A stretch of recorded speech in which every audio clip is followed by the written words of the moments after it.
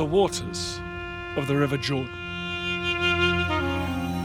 Once, it was a much larger river, an artery running through the Bible, the boundary of the Promised Land, the place where John the Baptist preached and baptized Jesus in its waters.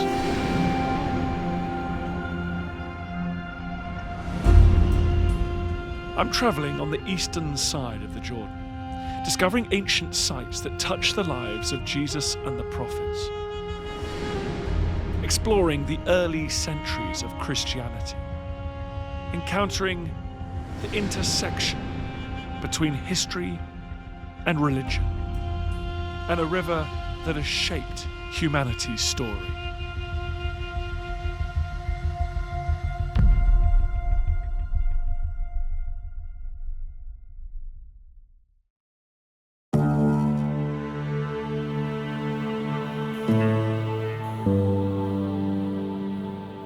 As a historian, one of the greatest but most fascinating challenges is the exploration of eras and places where faith and history rub against each other. The connections between facts and beliefs can become blurred. In this film, I'm in biblical lands, starting in the Old Testament and the story of Moses. People talk about the Holy Land.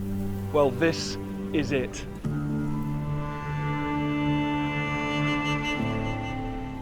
I'm standing on top of Mount Nebo in modern Jordan.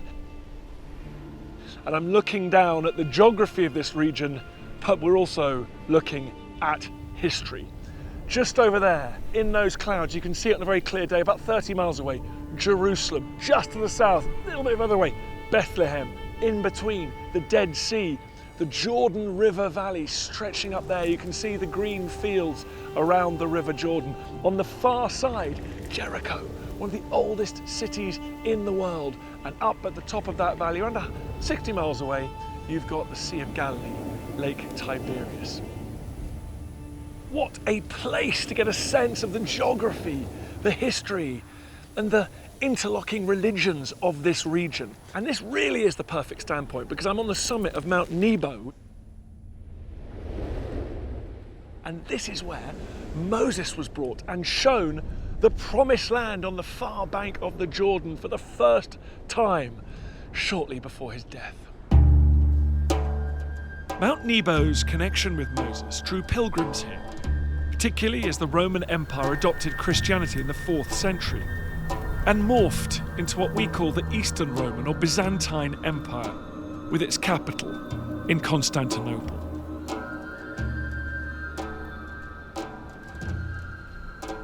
The church on top of Mount Nebo contains extraordinary pictorial evidence of what this region was like when Byzantine Christianity flourished here 1,500 years ago. Inside the church is one of the most complete and beautiful mosaics that I have ever seen anywhere. It is a depiction, not explicitly religious, of rural life in this region in the 6th century AD. It was commissioned by a couple of imperial administrators for this important religious site, this place of pilgrimage. And it shows beautiful fruit trees, a range of animals, hunting. You get a man on horseback attacking a wild boar with a dog. A couple of figures are fighting lions. One person's just resting, pondering beneath the fruit tree. And at the bottom you have these figures that are dressed and shown to be from elsewhere. A dark-skinned African taking an ostrich on a leash, and perhaps someone from Phrygia, someone from Anatolia with a spotty camel and a zebra. This is an astonishing window into what rural life was like in this Holy Land 1,500 years ago. Christianity flourished in the Byzantine world. I'm travelling a few miles east of Mount Nebo to a place that's long been associated with two things: early Christianity and the making of mosaics.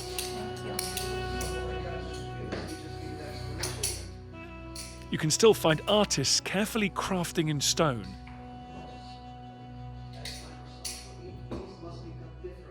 continuing a tradition that stretches back millennia. It's an ancient skill that is exemplified by an incredible Byzantine-era mosaic I've come especially to see. I've come to the town of Madaba to visit St. George's Church because inside is something really quite incredible.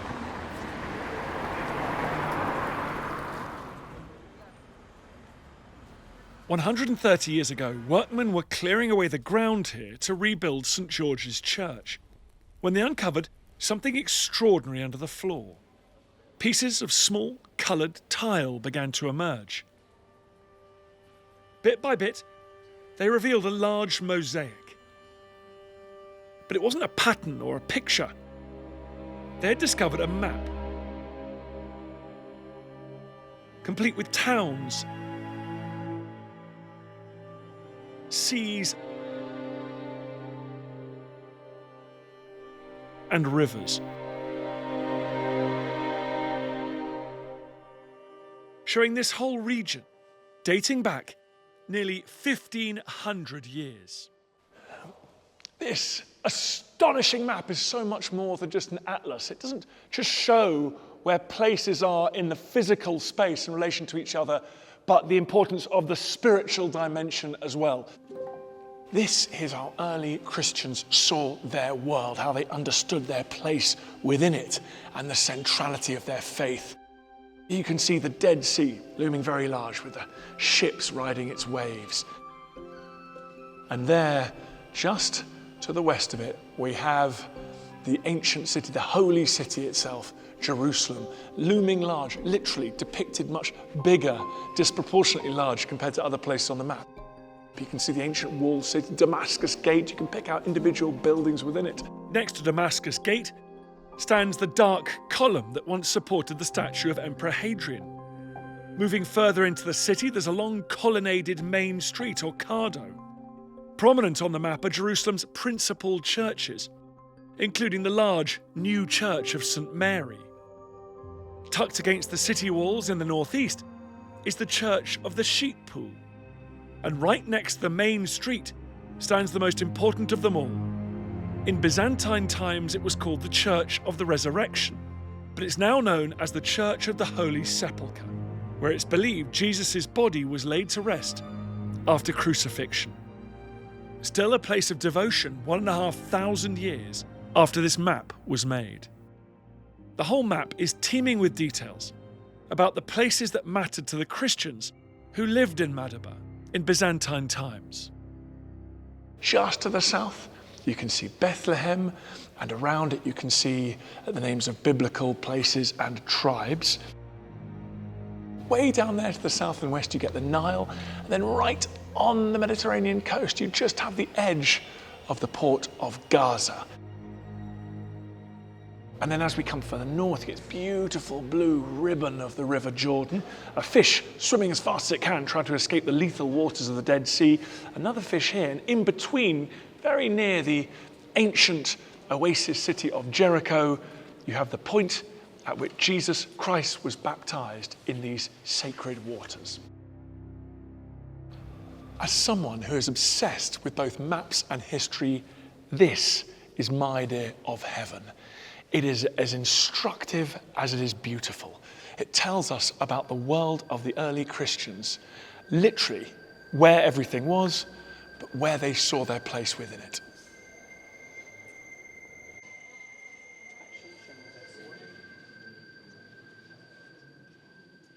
There is a timeless feel to this land. Stories and places stretching back millennia.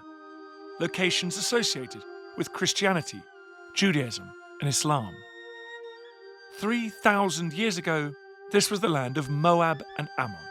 And this is where the prophet Elijah crossed eastwards over the Jordan. Later, as Rome expanded, the area fell under the control of the empire. It was at this time, 2,000 years ago, that a man named John came here and started his work, baptizing people in the waters of the River Jordan. The Jewish Roman historian Flavius Josephus, writing in the 1st century, describes John, that was called the Baptist, performing purification ceremonies and gathering crowds of followers, whom he said seemed ready to do anything he should advise. You get the impression from the ancient sources that the east bank of the Jordan was much more rugged. It was really wilderness compared to the more settled west bank with its places like Jericho and Jerusalem. And that's what drew John the Baptist to this place. And the exciting thing walking through this landscape now is through careful conservation, they've managed to maintain the feel of that wilderness. It looks much like it did back then. The area is not only associated with John the Baptist, but earlier biblical events too. It has drawn monks and pilgrims for centuries, and they've left their mark. I'm starting my exploration here with the excavated remains of a group of ancient churches on a site known as Elijah's Hill.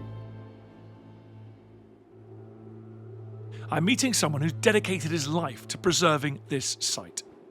Rustam Makiadjan. We're standing very close to a monastery that was built for 3 ever so important biblical events that took place here at this site. First of all, it's called Elijah's Hill because according to 2 Kings chapter 2, around 900 years before Christ, Elijah was ordered to cross over from the west to the east. He started his journey with his servant Elisha. Upon arrival to the Jordan, it was a huge river. He wanted to obey God and cross the river. He hit his mantle at the river that split, and they both walked on dry ground to the east, where a whirlwind took Elijah up to heaven in a chariot and roars of fire right here. The biblical significance of this location, by Elijah's Hill, where the prophet Elijah was believed to have been lifted up in a whirlwind and chariot of fire, is picked up in the New Testament Gospels with the story of John the Baptist. We're just a few miles north of the Dead Sea, in the area indicated by the 2 fishes on the Madaba map, referred to as the place of Jesus' baptism.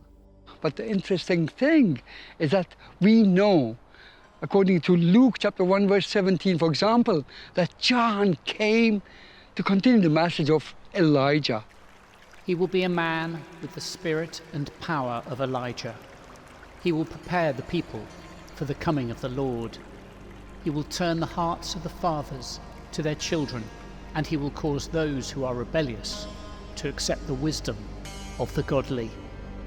So he came to the same spot, lived in a simple cave, baptizing the believers, waiting for the arrival of Jesus. So John the Baptist deliberately chose this spot because of its history? Absolutely, absolutely. He was chosen to come here to the place from where Elijah was taken up to heaven. So you can simply imagine John living in a simple cave, baptizing the believers in the spring that pilgrims call John the Baptist Spring, and eating wild honey and locust, waiting for the arrival of Jesus. The ancient religious buildings discovered by archaeologists here show that veneration of this site began relatively early. The monastery goes back to the late 5th century. It was built at the time of Anastasius I, the emperor, who ruled between 491 to 518 AD. But there are remains that go back to the Roman period. So this site has been venerated. It's been important to pilgrims and worshippers since possibly the 1st century, but 2,000 years. You're absolutely right. The tradition of baptism continued throughout these 20 centuries. So it's remarkable that for all the revolutions and changes of the politics of this region over the last 2,000 years, this site has endured. Absolutely. Its importance made pilgrims visit the site even in times of wars. It's a wonderful thing in life when you have the biblical text, you have the accounts of the pilgrims, early visitors, and now the archaeology confirms the accuracy of those original texts. Yes, the archaeology not only matched with what we have in the Bible, but also matched 100% with the description of each and every pilgrim who visited the site throughout history, specifically because this site was on the early Christian pilgrimage route between Jerusalem to the west and Mount Nebo, where Moses died. And here, we're in the center of all this. There's interesting evidence nearby that helped archaeologists to work out the date of the monastic buildings. It's tucked away in the remains of a church that lie on the far side of Elijah's Hill. This is what we call the northern church. It's because it's placed in the northern part of the monastery. Now, this church is also unique in design and the mosaic motif, where we have a geometric shape that has the cross mark in the corners and the center. Yeah, you can see lots of little crosses. We see an important inscription in Old Greek that's translated as follows: "By the grace of our Lord Jesus Christ, this whole monastery was built by the God-loving monk Pretorius. May God grant him mercy." So we know not only a church was built, but also it was an integral part of a bigger monastery. Yeah. A big monastic community. And what period was this, do we think? This church in particular was described from the studies by archaeologists that was built in the late 5th century. A key piece of evidence about that date is those little mosaic crosses on the floor, an early Christian feature that later fell from favour. And so the cross marks on the floor, that makes it early Christian. That's right, because they couldn't and they didn't want to use the cross marks later on because they didn't want people to step on the cross itself. That's so interesting that it was an early Christian tradition to put crosses on the floor, which they stopped doing after a while. So that's a good way of dating this site.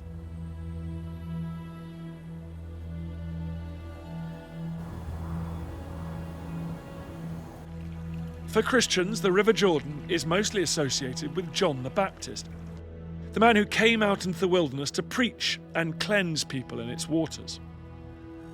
The Gospels describe John coming to the wilderness across or beyond the Jordan, eating locusts and honey. I am the voice of one crying out in the wilderness, "Make straight the way for the Lord." This took place in Bethany Beyond the Jordan, where John was baptizing. The early historic sources corroborate John's existence and ministry, but also record how his popularity brought his death. Flavius Josephus, writing in the 1st century, recorded that Herod slew John, who was a good man. Herod feared that the great influence John had over the people might give him the power and inclination to raise a rebellion.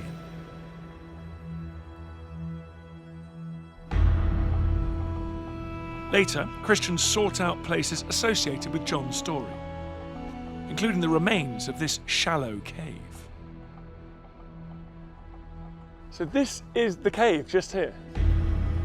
This is the simple cave where John lived, and this is his wilderness that's described in the Bible.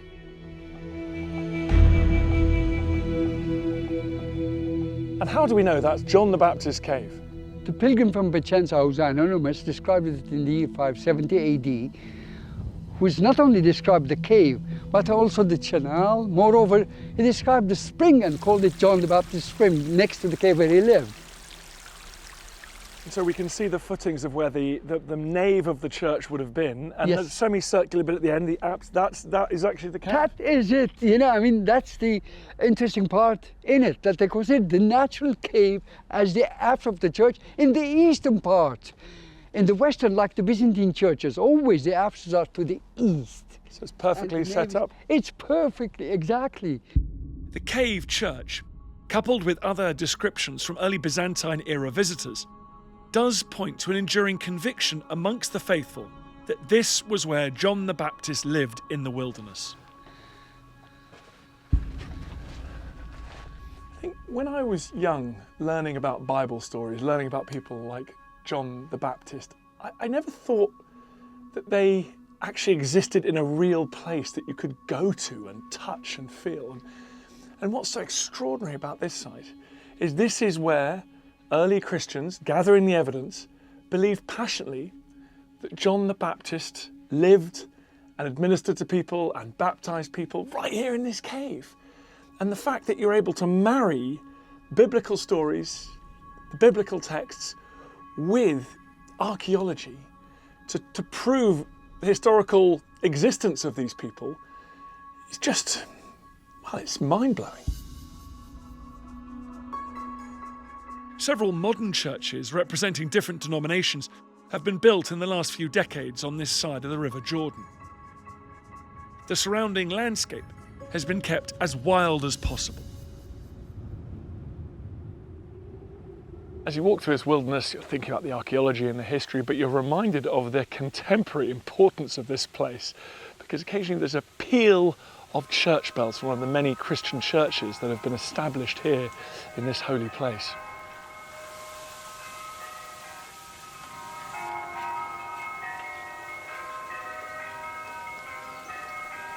This sense of a wild, ancient landscape, the wilderness of John the Baptist, is partly possible because this area was virtually uninhabited for years, a militarised front line between Jordan on the east bank of the river and the Israeli-occupied west bank.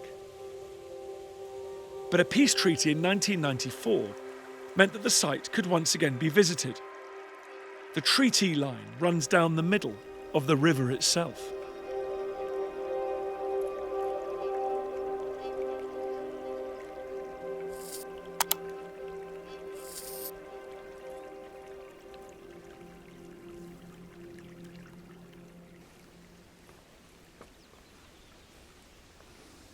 This is the River Jordan, famous to Christians and non-Christians all over the world in countless songs and prayers and stories. It's narrower than it was in biblical times. It was about 40 metres wide back then. And we think it's right here that John the Baptist had his ministry. He was baptising people in the waters of this river. We're told in the Gospel according to John, all this took place in Bethany Beyond Jordan, where John was baptising. So we're now on the east bank of the Jordan, the opposite side from Jerusalem. So John has come beyond the Jordan for his ministry. The Gospels all tell us that Jesus came here to be baptised. John recognised him as the Messiah, but went through with the baptism anyway.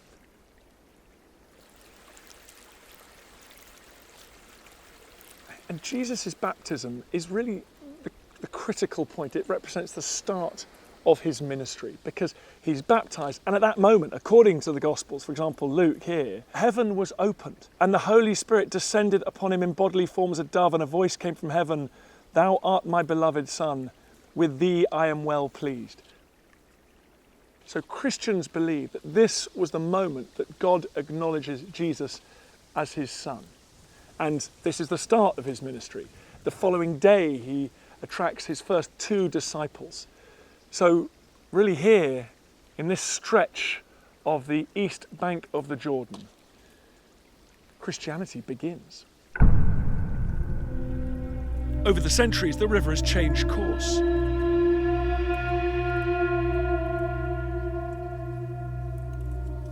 A short distance away from where it runs today, archaeologists discovered stone structures where the waters of the Jordan used to flow. Little by little, they uncovered an extraordinary cluster of ancient Christian buildings closely associated with the baptism of Jesus by John.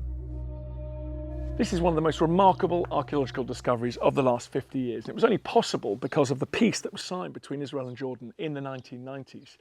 Before that, this whole area was militarized. It was covered in mines, but finally those mines could be taken away. Archaeologists could get access, and they could start to dig into the ground where they found really monumental building construction.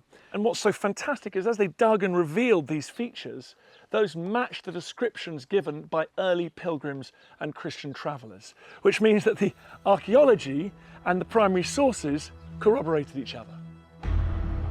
Many travellers and pilgrims recorded details about the site that matched what archaeologists have discovered. A 6th century pilgrim wrote about a flight of marble steps running down to the baptism site. And in the 8th century, another recorded that a church stands there, raised up high on stone columns, and underneath the church is where our Lord was baptized, on this very spot. These remains are telling us very big stories, actually, because we have remains of 5 churches that are so uniquely designed and built in a place we don't have a community to serve, in the middle of the wilderness. Now, I'd like to quote what the pilgrim said. pilgrim archaeologists from France in the year 670 said, if a tall man goes down the steps, the water of the Holy Jordan would arrive to his chest in summer and cover his head in winter, but in times of big floods of the Jordan, it would totally immerse the mantle chapel that is uninhabitable, being built on 4 piers. So we do see at the end of the steps 4 piers over which the chapel stood. And what's so special about it is that the shape of water between it is a cross, between the 4 piers. And we do know that baptistries in the Byzantine period were built to be cruciform. But what makes this unique is that it's the only, one and only and largest cruciform baptistry on earth that used the water of the Holy Jordan for pilgrims to be baptized in. And so the River Jordan, it's now 100 meters away, but it used to come right in here underneath these piles. Absolutely, it used to fill this. Now we see remains of water table that comes from beneath that fills it. So because all churches converge through these steps toward the middle of the cruciform, that's why we believe this is the spot. The middle of the cruciform is the spot where Jesus Christ was baptized and Christianity started. It's just, so John the Baptist baptizes Jesus right here. Absolutely. So Christianity physically started right here at the lowest archaeological discovery on earth. It started right here. This makes us probably ask a question. Why here? Well, it's because 4 other important biblical events took place here. Not only Joshua crossed from this point toward Jericho, not only Elijah crossed with his servant from the west and was taken up to heaven, and Elisha went back from the same spot toward Jericho, but also John came and crossed over at the end. Jesus came to the same spot. It's the chosen spot.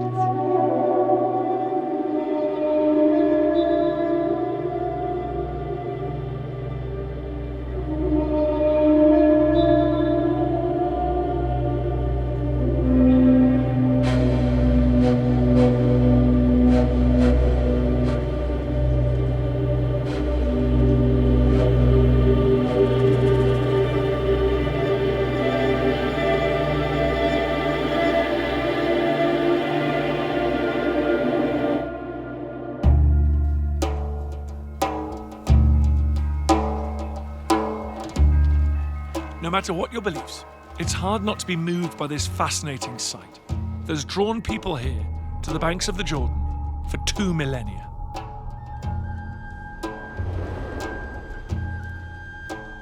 Exploring the early Christian remains here is a rare opportunity to engage in biblical archaeology, where history and faith coincide. It's been an extraordinary journey. The chance to look afresh at a story I thought I knew so well, which is the birth of Christianity. And what I've learned is what early Christians thought about that story. By looking at the archaeology, by looking at the mosaics, that wonderful map, I can see just how much importance they attach to the particular places within this region, so central to their faith.